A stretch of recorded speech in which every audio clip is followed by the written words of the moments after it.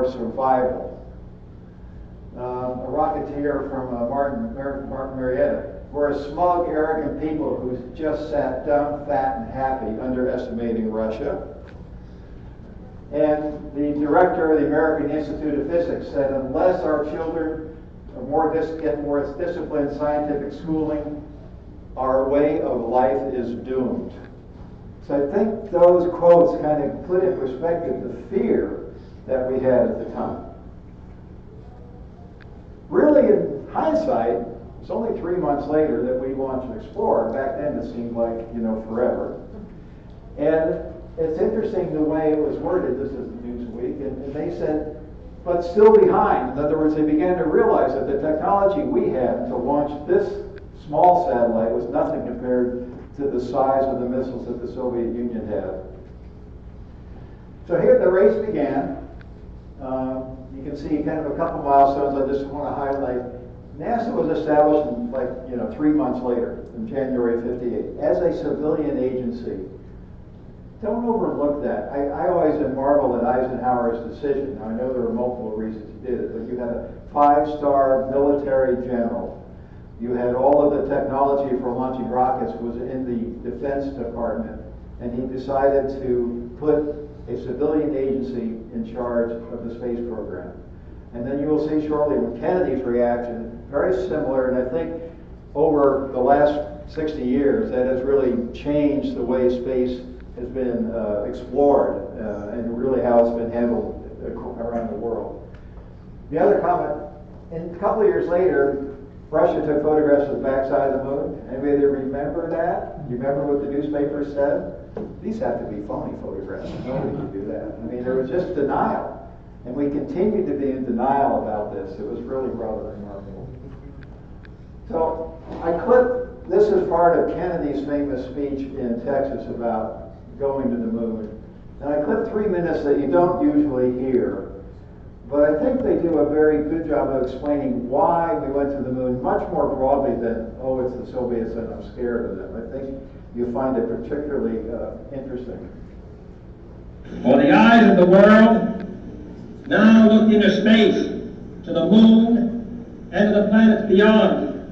And we have vowed that we shall not see it governed by a hostile flag of conquest, but by a banner of freedom and peace. We have vowed that we shall not see space filled with weapons of mass destruction, but with instruments of knowledge and understanding. Yet the vows of this nation can only be fulfilled if we in this nation are first, and therefore we intend to be first.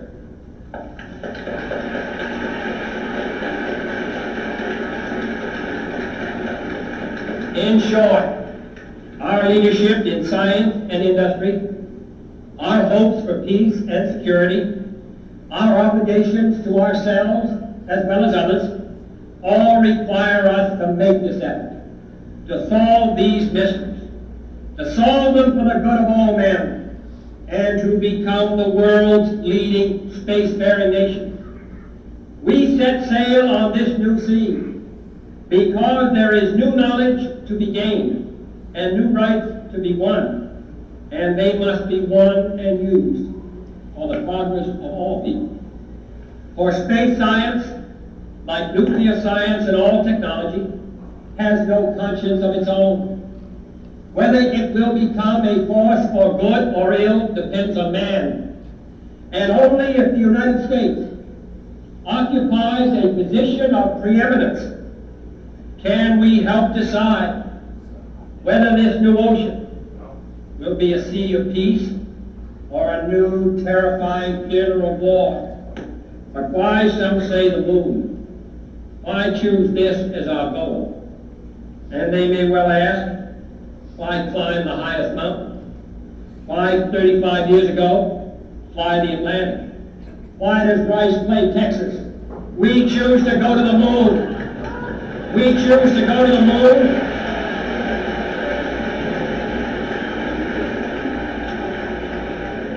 We choose to go to the moon in this decade and do the other things, not because they are easy, but because they are hard. because that goal will serve to organize and measure the best of our energies and skills, because that challenge is one that we're willing to accept, one we are unwilling to postpone, and one we intend to win, and the others too.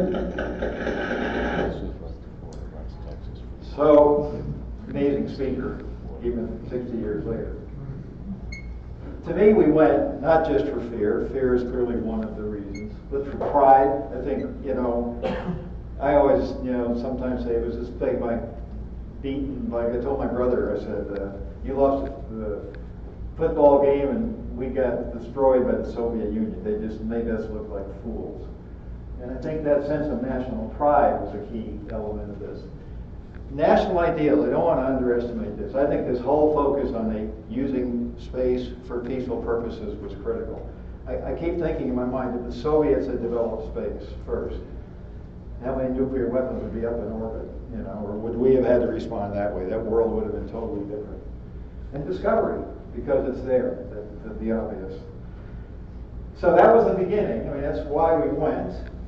Now I'm going to quickly take us to how we got to the moon, and then I'll talk through some of the background stories during both Apollo 11 and Apollo 13, give you a feeling of what was going on in the Mission Control Center. I think you all know this well. There's three main programs: Project Mercury, Project Gemini, and then the Apollo program. Really, Mercury was what I like to call the baby in the crib. Okay, can a human being survive? Can a human being be brought back to Earth? Can a human being, what happens? There were doctors were thinking people might not even be able to see because of the change in pressure in the eyeballs and how they would float. Nobody knew whether a human being could be in a weightless experience for hours and days and survive. Nobody understood any of that. And could you get a spacecraft back? Nobody taken a spacecraft, brought it back to space, and what was it, 8 or 10 G forces on the astronauts. Nobody knew whether any of that was possible. And that was what the Mercury program solved. Then Gemini was really designed to solve some of the fundamental problems of getting to the moon. I think probably the most serious, well, there are two or three very serious ones. One is, can you rendezvous? It ends up, and many of you probably know that, this is not simple math. The way the orbits come together and what happens when you fire an engine and how it affects the orbit, it's not like I'm going there and I point the engine. That does not work. And actually Buzz Aldrin, to his credit, gets a lot of the credit for doing the mathematical calculations that helped solve how did two vehicles rendezvous in space. Human endurance. Now we're not talking hours or days, we're talking weeks.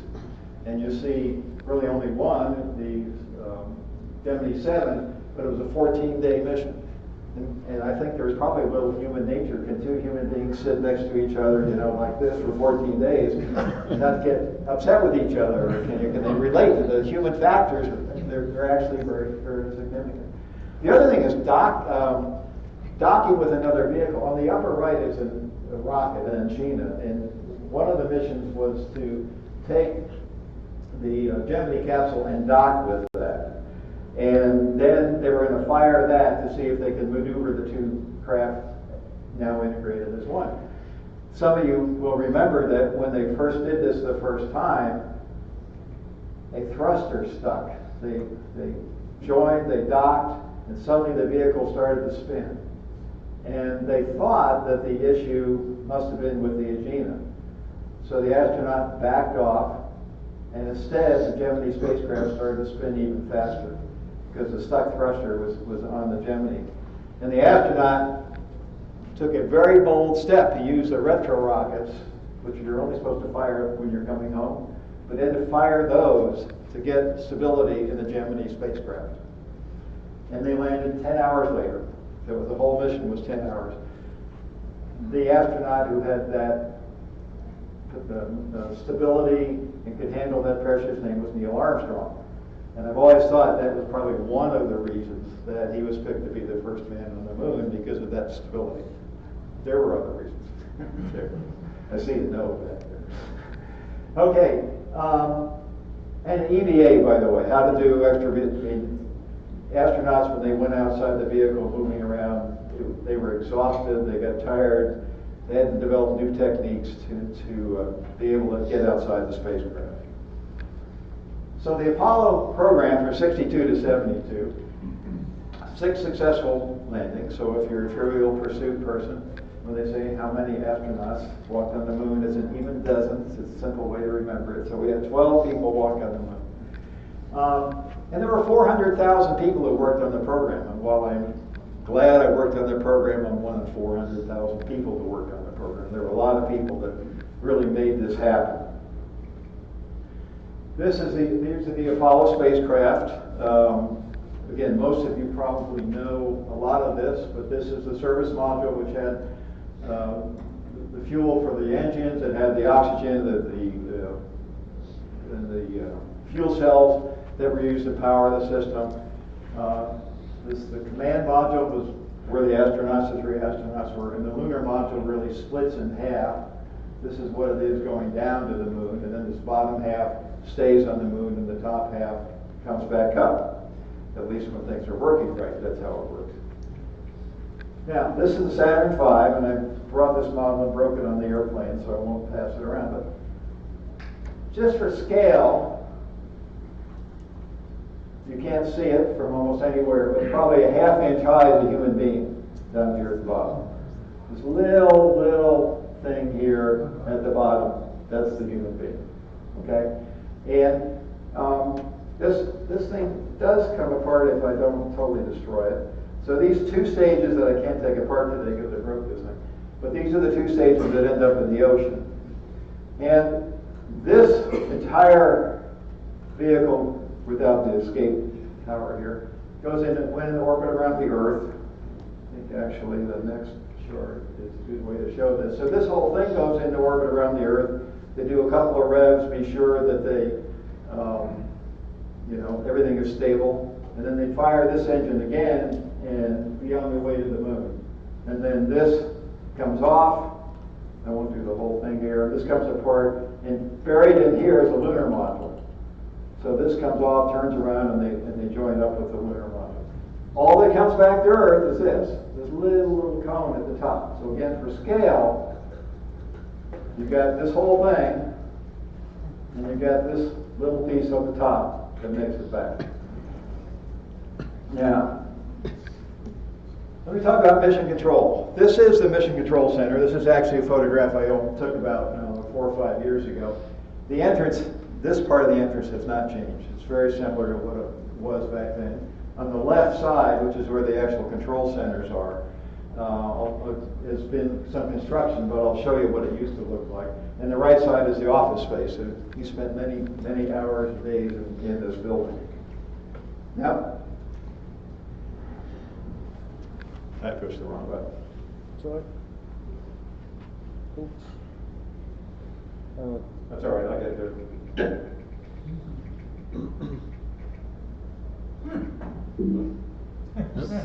Well, I did it again. Which slide was on? Okay. This. Okay.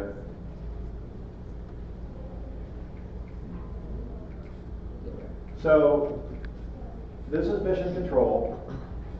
Now, this is the photograph you see, right? You've seen this photograph, I don't know how many times in your life. What the control center looked like. These are the flight controllers up top. I always comment the average age of a flight controller, some of you may know this, was 27. So, it was a young crew. This is Gene Kranz, probably the most famous of the flight directors. He was 37. Okay, so we sometimes forget as we get older the talent of these people. But what you don't see, this is the second floor. This is what the first floor was, because all of these displays, all of the data processing was done by computers on the first floor. And these were 5 of the fastest computers in the world at the time.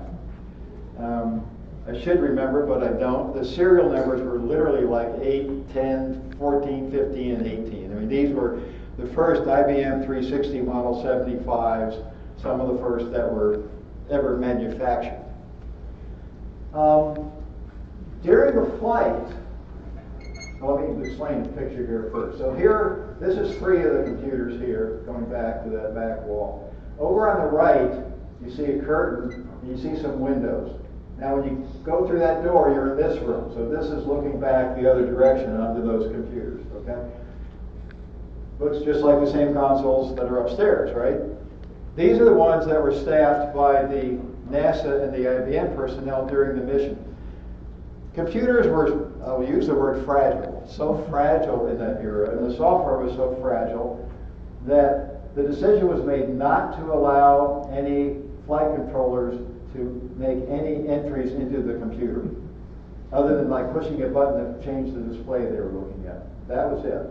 When they wanted maneuvers calculated, when they wanted new processing done on telemetry data, when they wanted anything like that done, they would call down over loops, which were basically right here, this whole panel. Actually, if I go, you can see it on Gene's panel a little more. Each of those was a separate voice loop. So you could listen in, I don't know how many total loops there were, 30 or 40. You could push the button and listen in on any of them. But you could only talk on the ones that your console was approved for. So that's how it was set up. But they would call down and they would say, I need a calculation done if I have to abort the mission in this time, how do I fire the engine? Now, while these computers were the fastest, almost the fastest of the era, the number I remember, because I was involved, I just hired on a year earlier with IBM.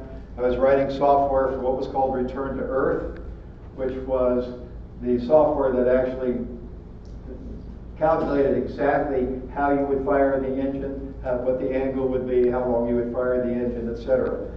To do the detailed final calculation, there was a series of steps you would go. It took 15 minutes of computer time. So you would literally, they would call down, they'd want this, and somebody else would say, okay, we'll back off this, and so it would go faster. And people would get up from the console, go get a cup of coffee, and come back to see then what the answer was. So that's the technology that we had. Now everybody always asks, and I've tried to do this, and if you're a computer engineer, realize there's lots of salt and hold your thumb to the window on this one. But how does one of those computers compare to an iPhone?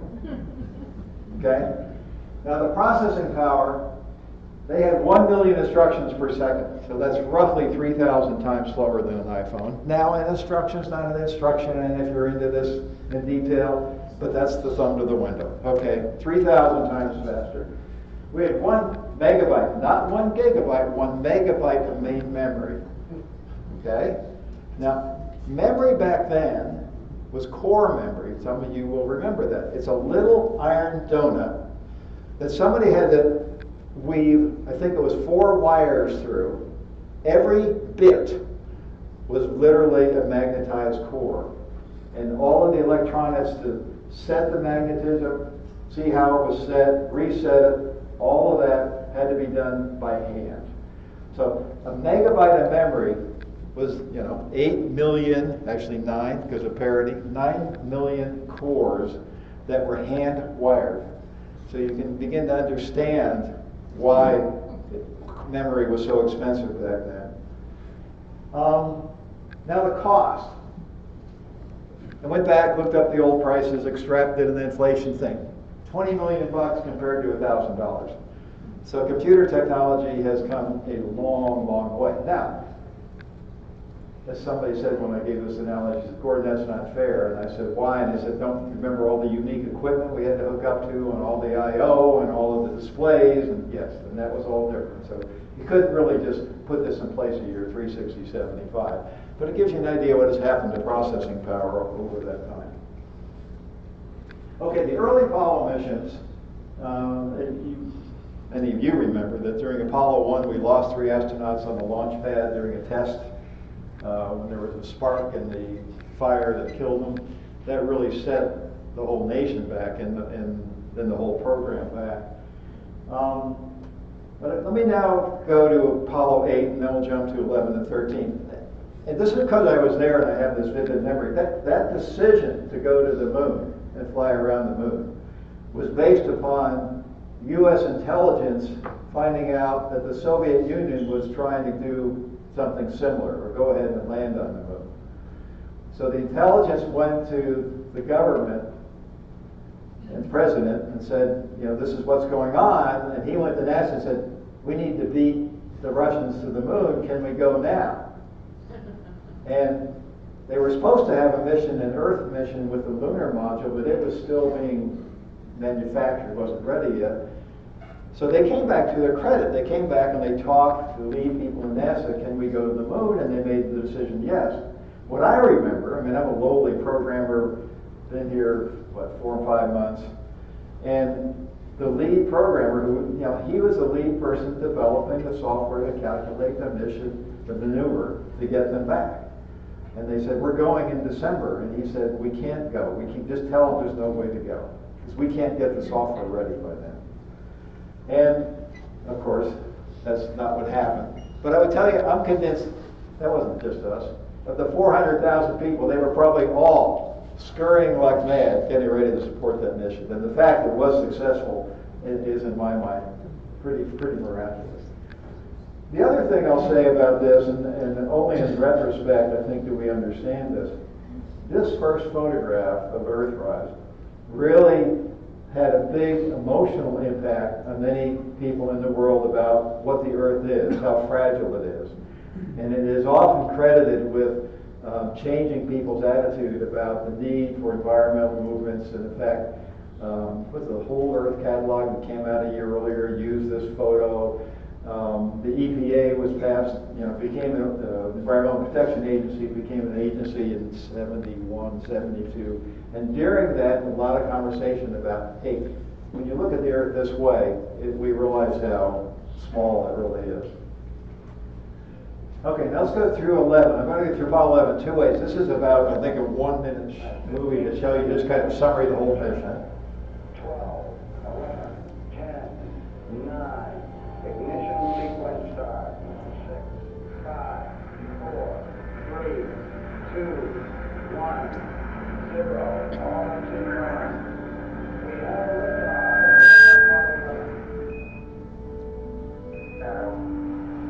Forward, drift into the right a little. 30 seconds. Over. Contact light. Okay, engine stop. Tranquility Base here. The Eagle has landed. Rocket Tranquility, we copy you on the ground. You got a bunch of guys back from Armstrong is on the moon. Neil Armstrong, 38-year-old American, standing on the surface of the moon. On this July 20th, 1969. That's one small step for man. One giant leap for man. That was beautiful video. And it has a such beauty all its own. It's like the high desert of the United States. It's different, but it's very pretty out here. Beautiful, beautiful. Isn't that something? I never supplied out here. Magnificent chandelier. Tranquility Base, guidance towards foundation is named, and you're cleared for takeoff. Roger, understand. Number 1 on the runway. 7, 6, 5, 0,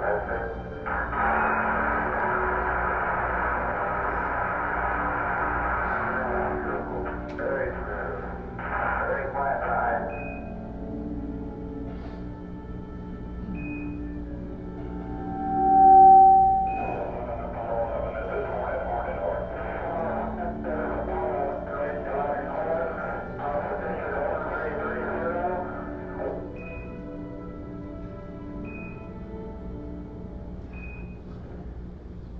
Pretty amazing day, pretty amazing mission, but it wasn't quite that smooth. Sometimes you see a movie like that and it's like, you know, didn't it get a little complicated? So I want to talk about the lunar landing and what was now tell some stories that I didn't personally participate in, but I had close friends who were part of it, and I'll fill you in on that. Controllers, got another landing control. Go, I don't know, guys, go. Control, go, go. GNC, go. Econ, go. Surgeon, go. Back power, go for landing. Here, go for landing, over.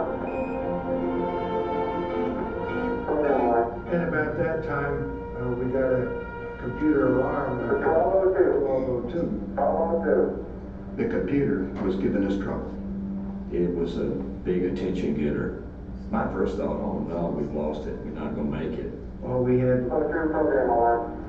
I was reaching for my checklist to turn to this program alarm when the guidance guy, Steve Bale, said, "We're go, flight on that alarm." Gene took his word, you know, okay, we're go. He didn't ask for explanation, we're go. Roger, we got you. We're going that alarm. now the landing radar can begin to pick up range and velocity of the ground beneath us. And it compares that with what the computer thinks it ought to be, and there's a big difference.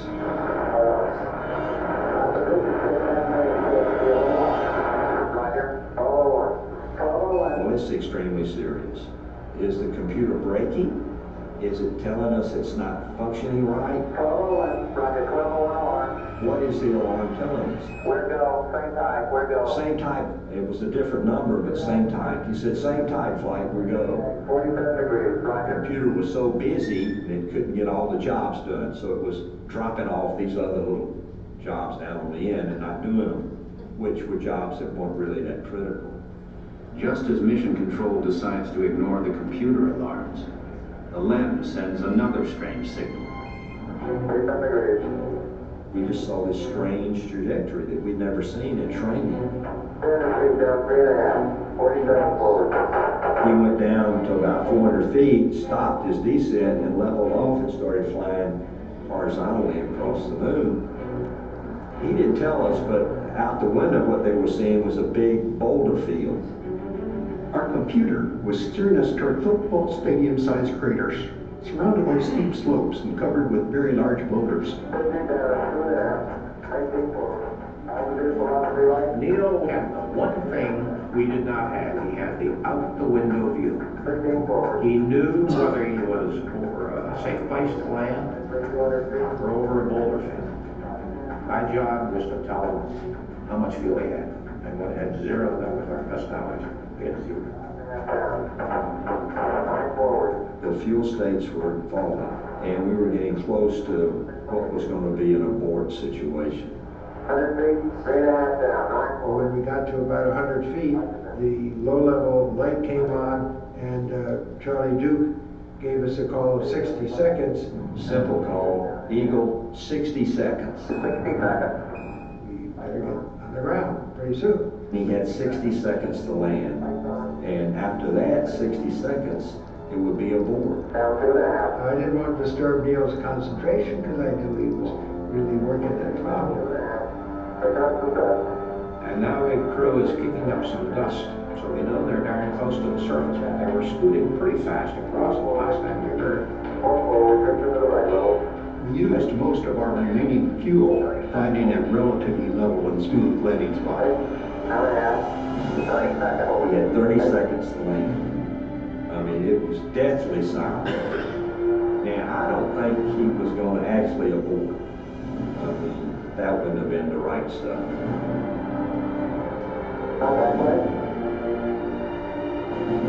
Okay, entry stop. ATA the descent. I looked over at him, and he looked at me, and there was not a great emotion, but there was a smile of satisfaction on both of our faces, and we shook hands. 113 in there. We copy it down, Eagle. Houston, tranquility base here. The Eagle has landed.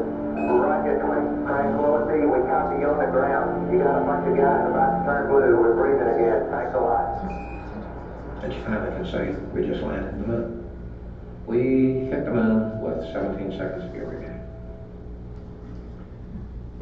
So a little background story on that computer problem. I had the fortune to work very closely with two people, the guy named John Aaron and the guy by the name of Jack Garman, 10 years later when we were doing the space shuttle software.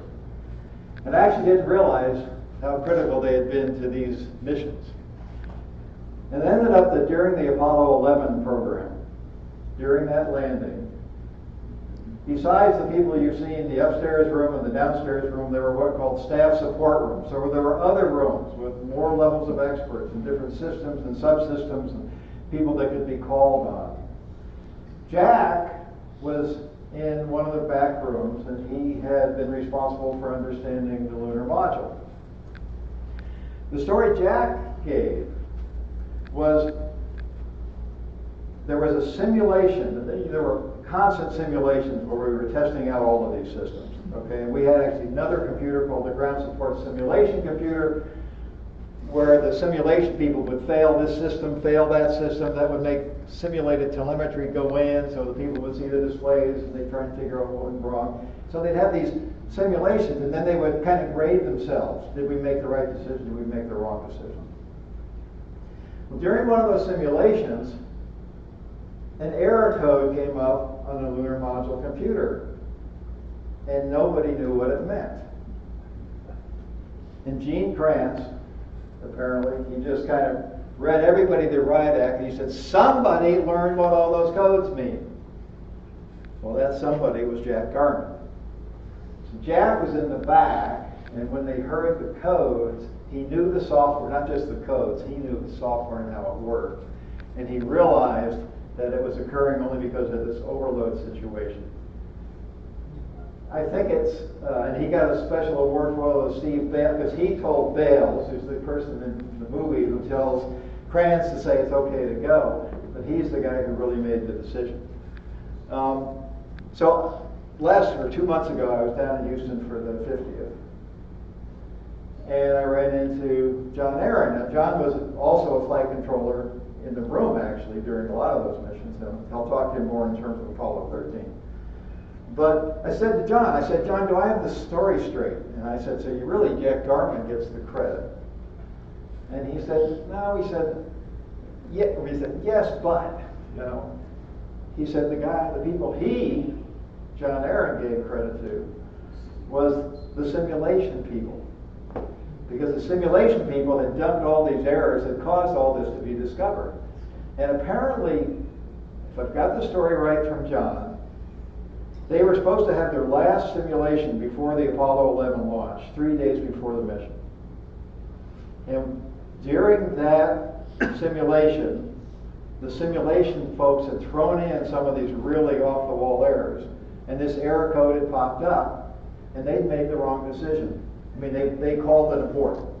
And then when they went back and assessed how did we do today, the simulation people said, you did really poorly, because you called an abort and you shouldn't have.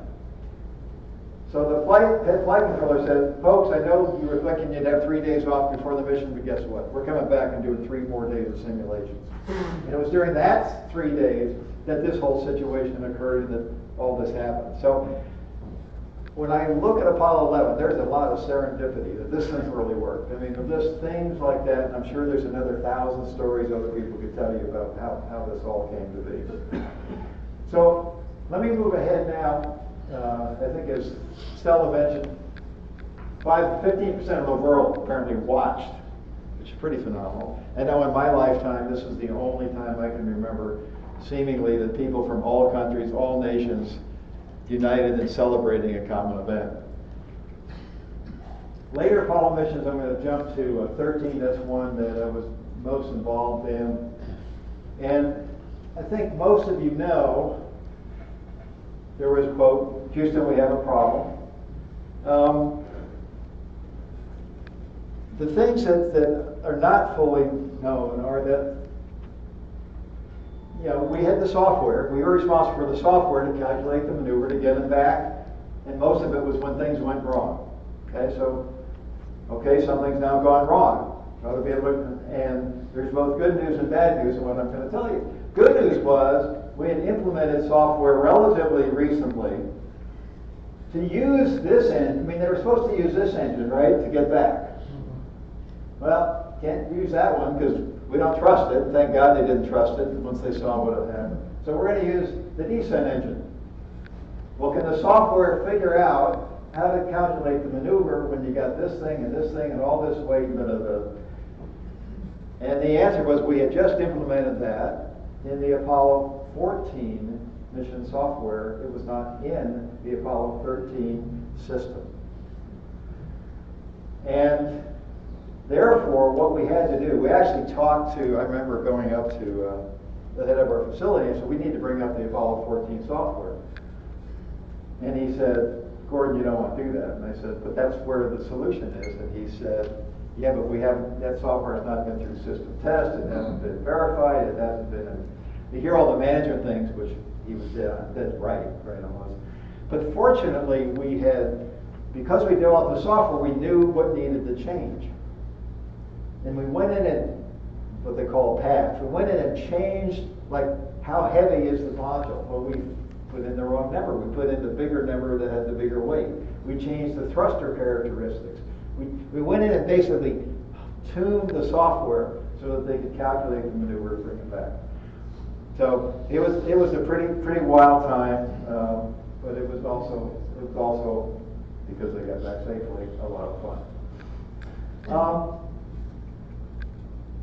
I'll finish with just two kind of fun things at the end. This is Apollo 16. It's remembering people having some fun while they're up there, driving around in the rover, and they were able to explore a much larger area.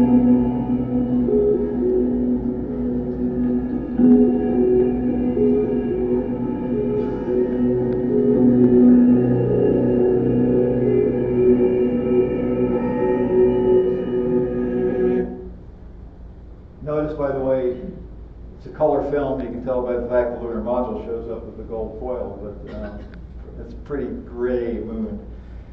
And the one I like the best is this one. I was rolling on a boat one day in a very milestone December May, when much to my surprise, a pair of the ice. Boy, that's a neat way to travel, isn't it, right?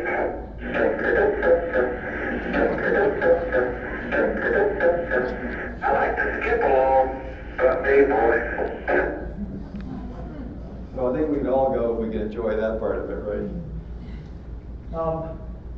So I'm going to just hit some kind of final comments. One was we were always asked, was it worth the money? So I thought I'd show you the money.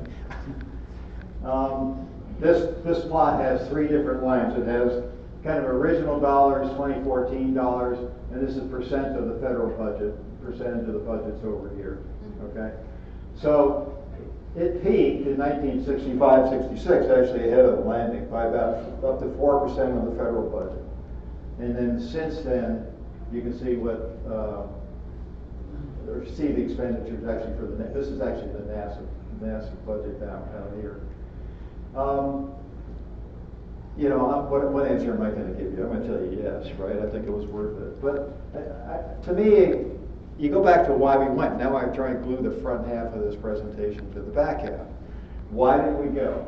National pride. Certainly this restored our national pride. It gave us a feeling we became the first preeminent nation around the world. Fear. We quickly caught up in terms of rocket technology that we needed to get to this mutually assured destruction paradigm that's, I guess, kept us out of the nuclear war for 50 years. American ideals, to me, is actually a very big one, that we use space for peaceful reasons. We didn't go up there launching a whole bunch of missiles and nuclear weapons. Certainly a lot of new knowledge. And then the one I talked about earlier, change humans' view of the planet. That was, to me, the unanticipated one. It really made us begin to realize how fortunate we were. And I think most of all, this was an inspirational program then, but I think also now. I was talking to some people earlier tonight. I've met a lot of younger people. Everything's relative in life now, right? But people in their 40s and 50s who heard about the program. They weren't even alive when it happened, but knowing what we did, knowing what we accomplished, changed their career decisions, made them want to get involved in technology, made them want to get involved in computers. Many of them got into the space program. Obviously, it was a lot smaller, but participated. And I think now it still continues to inspire us. People are still excited to see this. So I'll close with an epilogue. What did happen to the Russians? How did this You know, they always said if somebody came from another planet and looked at the situation in, you know, 1965 and said, who's going to get to the moon first, they would not have picked us, right? I will tell you there is a great, like 20-minute video on YouTube. So if you want to really understand this, why Russia did not put a man on the moon, type that into Google. And it's a very good, objective discussion about why they didn't get there first. Is on these kinds of issues, leadership, both political and technical leadership. A great design for a rocket that actually, as the video says, is still used today, but it was so advanced that their metallurgical technology and manufacturing technology couldn't produce it reliably. And lack of testing facility. Yeah, when our Saturn V went off, every one of those engines had been tested, fired multiple times down at in Huntsville. Russia would take brand new engines never fired before, and they had like, I think, 13 in a ring, and I mean a large number of engines, and the first time they ever fired this engine was when they fired all of them. So it didn't take many problems to cause those to fail. But it's an interesting video. So that's really it. I think it was a fun time in our history. I think it was something that was certainly fun to be part of, and I hope you enjoyed it. Thank you very much.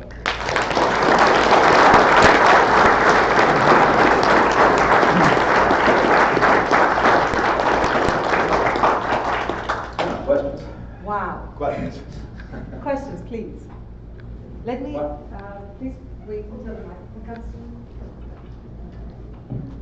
Gordon, thank you very much. You said something I've never heard before about the decision to make Apollo a lunar flight was driven by intelligence data. So what was the aftermath on that? Well, I honestly don't know.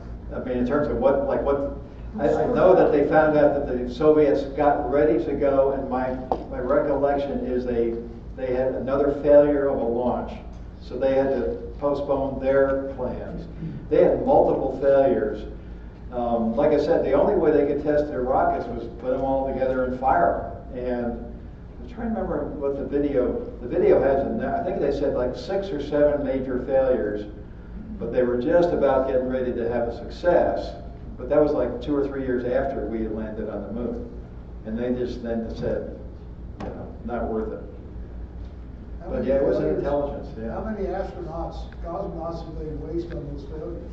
I don't think we really know. How many cosmonauts died? I'm sure there were. I won't say many. I'm sure there were some, but there are some good books, and actually I haven't read the book. I have it in my library. But one of the cosmonauts and one of the Apollo astronauts jointly wrote a book called. Remember, there's two sides of the moon or two, but it's both countries, and it's got more of the story in more detail really than I know.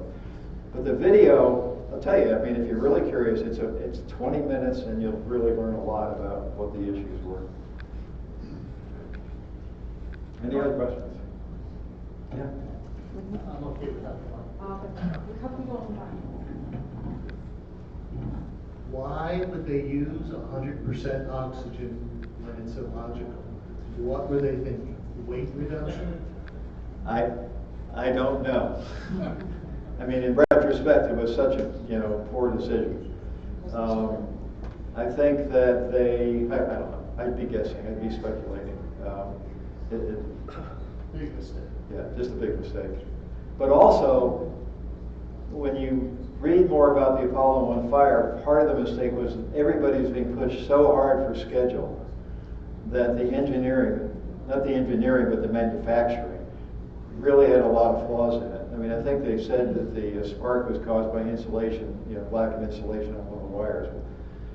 You're building a spacecraft, you take the time to test and be sure that kind of thing doesn't happen. So I think the pressure of time really, caused the problem. I'm amazed they redid the whole design in the short time they did. When you look back, that was 68, right? January of 68. No. I'm very wrong. Yes, but anyway, very short time they turned that whole thing around. Great.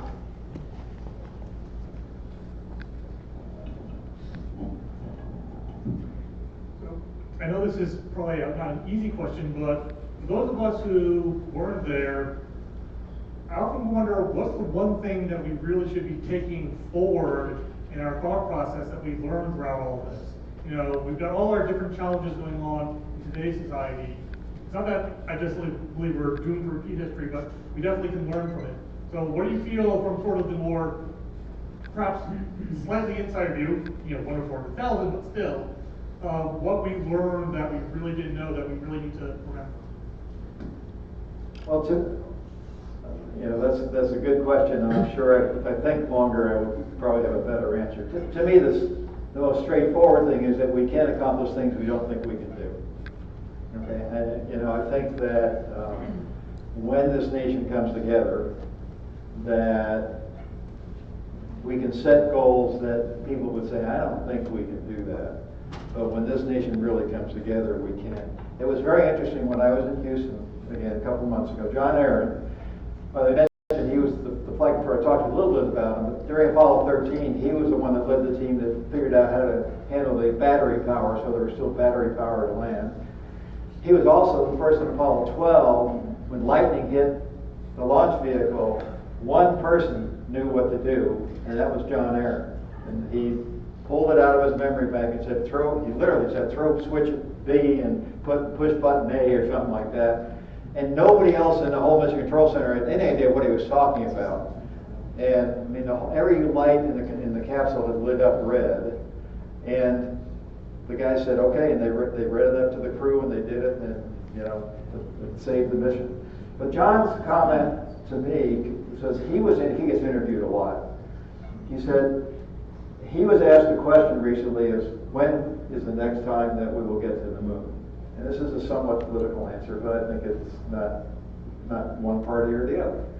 He said, whenever this nation gets its act together and stops fighting itself. And you know, I think there's a lot of truth to that. That if we get behind something, we can accomplish it. From a technological standpoint, I don't. You know, there's all this spin-off discussion with NASA. You know, it's worth it for this reason, it's worth it for that reason, it's worth. And that's not that it's unreal. I just don't find that as the key reason that we want to do this. I think that again, realizing we can accomplish goals that other people don't think we can do. You know, maybe I should last comment on this question. I saw a video recently that just before the launch, the head of NASA, there were some issues in our country with race relations back, you know, then as worse then than now. And I think it was Ralph Abernathy had a group, basically, you know, people at the Cape, basically saying, hey, we need to worry about poverty and things like that more. And to his credit, the head of NASA went out and met with him and talked to him before the launch. And Abernathy said, well, you know, if you guys can solve this, why can't you solve poverty? And his answer was, poverty is a lot tougher issue. And I think it's a way of putting in perspective a realization that while these people were focused on getting us to the moon, they had a broader perspective of what was going on in society. Any other questions? Okay, I appreciate it. Thank you very much, everybody.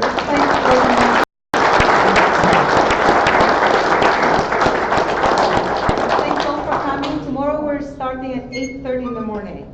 So I'll see you tomorrow. 8:30? We're going to do 8:30. Okay, so don't read your program, 8:30. The program's a little bit ambiguous about it. So 8:30, I'll see you here. Have a good night, everyone.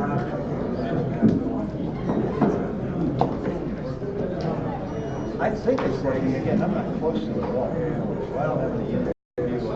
That's where it's at. Well, private enterprise to go into orbit, I think there's still government funding for some of the projects. But I don't know if that's the balance. I think it's